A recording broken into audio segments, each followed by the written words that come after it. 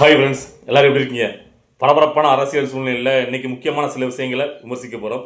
அதில் மிக முக்கியமானதாக முதல்ல நாம் எதை பற்றி பேச போகிறோம் கேட்டிங்கன்னா, திமுகவுடைய அராஜக ரவுடித்தரமான அந்த வன்முறையை கண்டித்து தான் முதல்ல நம்ம பேச போகிறோம். என்னன்னு கேட்டிங்கன்னா, நேற்று காரைக்குடியில் நியூஸ் தமிழ் 24x7 அவங்க வந்து பார்த்திங்கன்னா ஒரு ஊடக விவாத நிகழ்ச்சியை ஏற்பாடு பண்ணுறாங்க. அதில் சில கட்சியை சார்ந்தவங்க கலந்துக்கிட்டு பேசுகிறாங்க. அதில் நாம் தமிழர் கட்சியை சார்ந்த இடுமோனம் கார்த்திக் வந்து பார்த்திங்கன்னா தங்களுடைய கட்சி இந்த சிவகங்கைக்கு இந்த காரைக்குடிக்கு என்னென்ன மக்களுக்காக பண்ணியிருக்காங்க அப்படின்னு சொல்லிட்டு ஒரு நீண்ட ஒரு லிஸ்ட்டை வந்து எடுத்து வைக்கிறாரு. அந்த சமயத்தில் திமுகவுடைய அதாவது அந்த கட்சியினுடைய எம்எல்ஏ அமைச்சர்கள் என்னென்ன பண்ணியிருக்காங்க, இங்கே இந்த மக்களுக்கு எதிராக அவங்க என்னென்ன சுரண்டிருக்காங்க அப்படின்ட்டு அதெல்லாம் எடுத்து வைக்கிறாங்க. ஒரு விவாதம்னா எதிர்த்தரப்பில் இருக்கவங்களுடைய அந்த அராஜகம் அவங்க பண்ணக்கூடிய விஷயங்களை எடுத்து வைக்கிறது தானே இந்த கட்சி பண்ணுவாங்க. அதே தானே அவரும் பண்ணியிருக்காரு. ஆனால் அந்த ஒரு கருத்தியலை எதிர்கொள்ள முடியாத திமுக வந்து பார்த்தீங்கன்னா வன்முறையை கையில் எடுக்கிறாங்க. எப்பவுமே ஒருத்தனுக்கு வந்து பார்த்தீங்கன்னா கருத்திலாக பதில் கொடுக்க முடியல, அவன் பக்கம் எதுவுமே நியாயம் இல்லைன்னு கேட்டிங்கன்னா கடைசியில் அதை வந்து குழப்பி விடுறதுக்கு வன்முறை தானே கையில் எடுப்பாங்க. அப்படி தான் திமுக அரசாங்கம், அதாவது திராவிட மாடல் ஆட்சி, இந்த மக்களுக்கான ஜனநாயக ஆட்சி அப்படி பீத்திக்கிற திமுக கட்சியை சேர்ந்த அவங்க தான் பார்த்தீங்கன்னா வன்முறையாக வந்து பார்த்தீங்கன்னா வெறியாட்டம், அதாவது தங்களை ஆட்களெல்லாம் சேர்த்துக்கிட்டு அங்கே வந்து அடிதடியில் இறங்குறாங்க. அப்போ நாம் தமிழர் கட்சியை சார்ந்த இளங்கோவன் அப்படிங்கிறதுக்கும் ஊடகவியலாளர் ராஜேஷ் அப்படிங்கிறதுக்கும் பார்த்தீங்கன்னா அடி விழுது. அதை ஒத்துக்கலாம், மண்டையிலிருந்து ரத்தமே வடியுது. சரியா? இதை பார்க்கும்போது மக்கள் நல்லா ஒன்று புரிஞ்சுக்கணும், இது வந்து முதல் முறை கிடையாது. இந்த திமுக வந்து எப்பவுமே தங்களுடைய அராஜகத்தை வன்முறையை தான் கையில் எடுப்பாங்க. அதாவது நியாயமாக மக்கள் ஏதாவது கேள்வி எழுப்புனா இதான் நியாயமாக நடக்கும். இது வந்து பார்த்தீங்கன்னா இப்போ கூட ரீசெண்டாக ஒரு எம்எல்ஏ அமைச்சரை வந்து பார்த்தீங்கன்னா ஊடகவியலாளர் தாக்குனார். ஸோ அப்போ தாக்கும் போது தாக்கப்பட்ட ஒரு பார்த்தீங்கன்னா அதுக்கு ஆதரவாக மக்கள் எல்லாருமே பார்த்தீங்கன்னா குரல் கொடுக்கும்போது அந்த திமுக அரசாங்கம் கொஞ்சம் கூட அதை பற்றி மக்கள் குரல் கொடுக்காங்க எதிராக நிற்காங்க அதெல்லாம் கவலையப்படாமல் அவங்க கட்சிக்கு சார்பாக நின்றுக்கிட்டு தாக்கப்பட்டார்ல அவருக்கு மேலேயே வழக்கு தொடர்ந்துச்சு, தாக்கியவர் மீது வழக்கு தொடக்கல. ஸோ அப்படியே கட்சிக்காரங்க எதிர்ப்பு விட்டு கொடுக்காம ரொம்ப ஒரு அராஜக போக்க தான் அந்த திமுக அரசு தொடர்ந்து பண்ணிட்டே இருக்கு. ஸோ இதை மக்கள் எல்லாரும் நேற்று நடந்த அந்த விஷயத்தை வீடியோ மூலம் பார்த்துருப்பீங்க, எவ்வளோக்குள்ள ஒரு அராஜக போக்க கையில் எடுக்கணும். இப்படிப்பட்ட ஒரு ஆட்சி திரும்பியும் வரணுமாங்கிறத நீங்க முடிவு பண்ணிக்கிடுங்க. இது ஒரு பக்கம் இருக்கட்டும். இன்னொரு பக்கம் நம்மளுடைய கேள்வி யாருக்குன்னு கேட்டீங்கன்னா நாம் தமிழர் கட்சியை சேர்ந்தவங்களுக்கு தான்.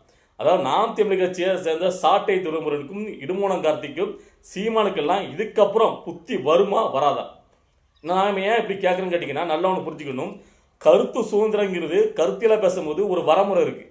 அதாவது மாற்று கட்சி சார்ந்தவங்களை பேசும்போது இப்போ இந்த இடத்துல அவங்க பேசும்போது தவறு கிடையாது, இது சரியாக பேசுனாங்க.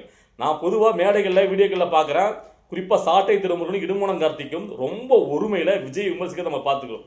அதாவது விஜய் வந்து பார்த்தீங்கன்னா அரசியலா அவருடைய கொள்கை சரியில்லை, அவர் பண்ணுற அரசியல் இப்படி இருக்கு, திமுக மாதிரி இப்படி பலதரப்பட்ட விமர்சனங்களை வைக்கிறதா எல்லா கட்சியும் நம்ம கடந்து போகலாம். ஆனால் குறிப்பாக சாட்டை இடுமோனம் கார்த்திக் ரொம்ப ஒருமையில விஜயா வந்து தரம் தாழ்ந்து விமர்சிக்கிறது யாருக்குமே அது கருத்து வந்து வரவே வராது. அது வந்து பார்த்தீங்கன்னா உங்களுடைய ஒருத்தங்கள் தனிப்பட்ட ஒருத்தரை நீங்கள் வந்து அநாகரிகமாக பேசுறது உங்கள் உரிமையே கிடையாது. ஏத்தரப்பில் இருப்பவர் உங்களை கண்டுக்காமல் இருக்காரு, அவரை வந்து உங்களை ஒரு பொருட்டாக மதிக்கிறங்கிறக்காண்டி அவர் பெருந்தன்மையாக போறாருங்கிறக்காண்டி நீங்கள் என்ன வேணால் பேசலாமா? அது எப்படி ஏற்றுக்க முடியும்? ஸோ இப்போ நீங்கள் நல்லா பார்த்துக்கணும், இதுக்கும் தமிழை வச்சுக்கிறதுக்கு ரெண்டுக்குள்ள வித்தியாசத்தை. அதாவது நீங்கள் எவ்வளோதான் பார்த்தீங்கன்னா விஜயபுல ஒருமையில் பேசினாலும் தமிழை வச்சுக்கிறத சார்ந்த இளைஞர்கள் கட்சிக்காரங்க அதை கடந்து சொல்கிறாங்க. அப்போ அதில் அவங்களுக்கு எவ்வளோ மெச்சூரிட்டி இருக்குது. அதாவது இதை தான் நீங்கள் திமுகவையும் தமிழை வச்சுக்கிறதையும் ஒப்பிட்டு பார்க்கணும். ஸோ எல்லாரும் தமிழை வச்சுக்கிறத சேர்ந்தவங்கள தற்கொலைங்கல்ல, திமுகவை சேர்ந்தவங்க எல்லாம் வயசான ஆட்கள், ரத்தம் சுண்டி போகிற வயசில் இருக்க முடியும். அவங்களுக்கே அவ்வளோக்குள்ள கோபம் வருது அப்படின்னா ரத்தம் சூடே நிற்கிற இளைஞர்கள் நினச்சா அவன் என்ன பண்ணுவான்? ஸோ அப்போ அங்கே பிரச்சனை வன்முறை ஏற்படாதா? ஸோ அப்போ ஒரு கருத்தியலாக பேசக்கூடிய அந்த மாதிரி பேச்சாளர்கள்லாம் ஒரு குறைஞ்சபட்ச நாகரிகம் இருக்கணும். ஸோ நீங்கள் வந்து சும்மா போகிற பக்கம் தற்குங்க, அவன் வந்து பார்த்தீங்கன்னா தலைமை கட்டுப்பட்டு நிற்கிறான். ஸோ அவங்களுடைய தலைவர் வந்து பார்த்தீங்கன்னா அவர் மேலே உங்களுக்கு ஏகப்பட்ட விமர்சனம் இருக்கலாம். ஆனால் அவர் தன் கட்சிகளை எப்படி கொண்டு போய் சேர்க்கிறாரு?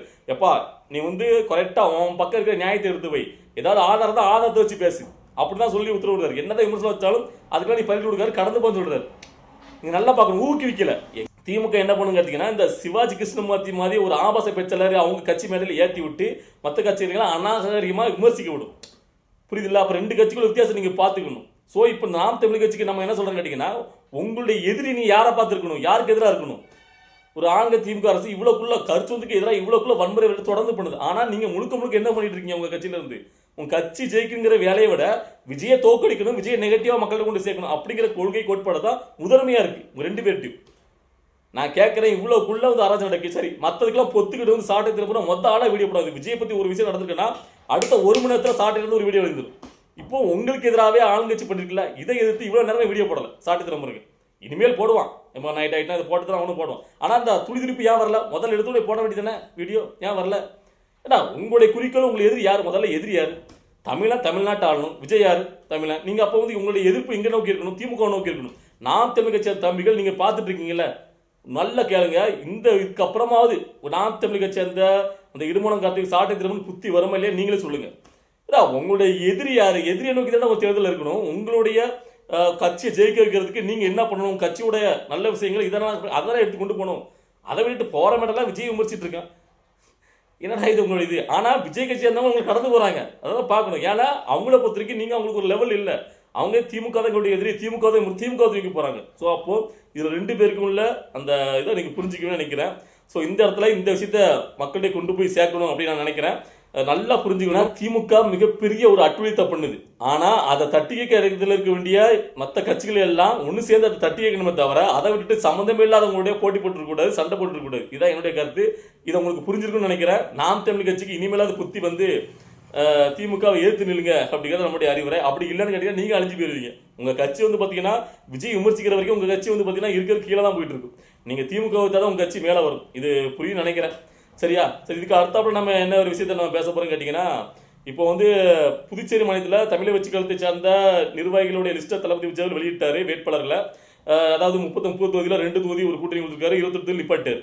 இப்போ அதில் அதே புதுச்சேரி மாநிலத்தில் விசிக்கு வந்து பார்த்தீங்கன்னா நாங்கள் வந்து தனியாக களமாகிறோம். ஏன்னு கேட்டிங்கன்னா அவங்க திமுக கூட கூட்டணி தானே இருக்காங்க தமிழ்நாட்டில். ஸோ தமிழ்நாட்டிலே பார்த்தீங்கன்னா இன்னும் அவங்க கூட்டணி பேச்சுவார்த்தை இன்றைக்கி தான் முடியும்னு நினைக்கிறேன். இழுபறியில் இருக்குது.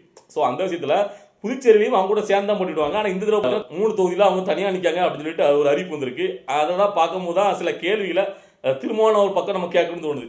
அவங்க ஏன் வந்து 3 தொகுதியில் அறிவிச்சிருக்காங்க தனியாக அப்படின்னு கேட்டிங்கன்னா, திமுக இருந்து காங்கிரஸும் பெரிய அளவில் நிற்கிது, திமுகவும் பெரிய நிற்கிற எங்களுக்கு ஒரு தொகுதியில் கொடுக்க, அந்த தொகுதி கூட எந்த தொகுதி சொல்லி இன்னும் எங்களுக்கு வந்து பார்த்தீங்கன்னா நிர்ணயம் பண்ணலை. அதனால நாங்கள் என் கூட இருக்க நிர்வாகிகளை மன உளைச்சலுக்கு ஆளாகிறாங்க. அதனால நாங்கள் வந்து பார்த்தீங்கன்னா 3 தொகுதியில் தனியாக நிற்கிறோம்னு அறிவிச்சிட்டோம் அப்படிங்கிறாரு திருமாவளவன் சைட்லேருந்து அந்த பதிவு வந்திருக்கு. அப்போ இதை பார்க்கும்போது நம்மளுக்கு என்ன தோணுதுன்னா, சரி இப்போ இங்கே வந்து பார்த்தீங்கன்னா மன உளைச்சலாகிறவங்க தனியாக நிற்கிறீங்களே, அப்போ இதே மாதிரி தமிழ்நாட்டிலே தனியாக நின்று போக வேண்டியதானே? அப்படா எங்களால் நாங்கள் வந்து கூட்டலாம் இல்லைப்பா, எங்களுக்கு பிடிக்கலப்பா, தனியாக நிற்க வேண்டியதானே உங்களால் முடிஞ்சது? அப்போ மட்டும் அங்கே மட்டும் ஏன் வந்து நிற்க மாட்டேங்க? அதுக்கு நிற்காம போகிறதுக்கு ஒரு காரணம் வேறு சொல்கிறீங்க. என்ன கேட்டிங்கன்னா, நம்ம இவ்வளோக்குள்ளே இறங்கி போகிறோம்லாம் என்ன காரணம் கேட்டிங்கன்னா, நாம் தனியாக நின்று அதாவது பாஜகவை வந்து உள்ள விட்டுறக்கூடாது அப்படிங்கிற ஒரு காரணத்தை அடிக்கடி நிறைய பேர் முன்வைக்கிறத நம்ம பார்க்குறோம். அப்போ அங்கே மட்டும் புதுச்சேரியில் மட்டும் நீங்கள் தனியாக நிற்கும் போது பாஜக உள்ள வராதா? என்னையா உங்களுக்கு? அதாவது நீங்கள் நல்லா பார்ப்பீங்க, திருமாவளவனுடைய நிலைமை வந்து பார்த்தீங்கன்னா இப்போ படு மோசமாக போயிட்டு இருக்கு. அதாவது திமுக அரசாங்கம் என்ன முக்கியமாக அவங்க வந்து இந்த அளவுக்கு எல்லாருக்குமே தெரிகிற விஷயம் இப்போ திமுகவுக்கு தெரியாமல் இருக்காதா? அதாவது திருமாவளவன் குறிப்பிட்ட இடத்துல ஸ்ட்ராங்காக இருக்காரு, அந்த இடங்கள்ல அவர் கட்சி வந்து ரொம்ப ஸ்ட்ராங்காக இருக்குது அப்படின்னு தெரிஞ்சும் திருமாவளவனில் பார்த்தீங்கன்னா ரொம்ப கம்மியான சீட்டுகள் கொடுத்து ஒதுக்குது. என்ன காரணம் கேட்டிங்கன்னா, இந்த மாதிரி கட்சிகள் வந்து பார்த்தீங்கன்னா திடீர்னு திருந்தாப்புல வல்லமை பெற்றவங்களாம் வந்து வளர்ந்துடக்கூடாது, அவங்க ஆரம்பத்திலே தட்டி வைக்கணும், அவங்களுக்கு இடங்களை. அதாவது இப்போ வந்து பார்த்தீங்கன்னா திருமாவளவர்கள் அந்த ஏடிஎம் கிட்டே போக முடியாது, விஜய் விமர்சிக்காரு, விஜய் கிட்டே போக முடியாமல் நம்ம வந்து பார்த்தீங்கன்னா பேச வச்சுட்டோம்.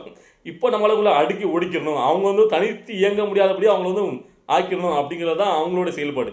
ஸோ நாளைக்கு நம்ம மகன் கட்சியை முதல்வராகி ஏன்னா அடுத்த உதயநிதி ஸ்டாலின் வரும்போது இவங்கெல்லாம் அவங்க பின்னாடி தான் போடுமே தவிர இவங்க அப்போ குடச்சல் கொடுக்கக்கூடாது, அப்போ இவங்களுடைய தனித்தமே நம்ம உடச்சிடணும் அப்படிங்கிறது தான் குறிக்கோளாக செயல்படுறாங்க. அந்த நோக்கத்தில் தான் பார்த்தீங்கன்னா இப்போ திருமாவளவனுக்கு ரொம்ப குறைஞ்சபட்ச தொகுதியில் கொடுக்கப்படுது. நேற்று நீங்கள் எல்லாருடைய தொகுதியிலும் நீங்கள் பார்த்துருப்போம். ஸோ அப்போ வந்து பார்த்தீங்கன்னா இல்லை நாம் அந்த பக்கம் ஏடிஎம்கே பக்கம் பார்க்க வேண்டியிருக்கு. ஏன்னா என்டி அலைன்ஸுக்கு அவங்க எவ்வளோ தொகுதிடு யார் யார் பிரித்து கொடுத்துருக்காங்க அப்படின்ட்டு. அதில் பார்த்தீங்கன்னா எடப்பாடி கரெக்டாக வில்புட்டாக நின்று தான் பிரித்து கொடுத்துருக்காரு. என்ன கேட்டிங்கன்னா, இதுவரைக்கும் 20க்கு மேலே தான் பார்த்தீங்கன்னா பாமக இருந்துச்சு, அவங்களுக்கு வெறும் 18 தொகுதியில் கொடுத்துருக்காரு.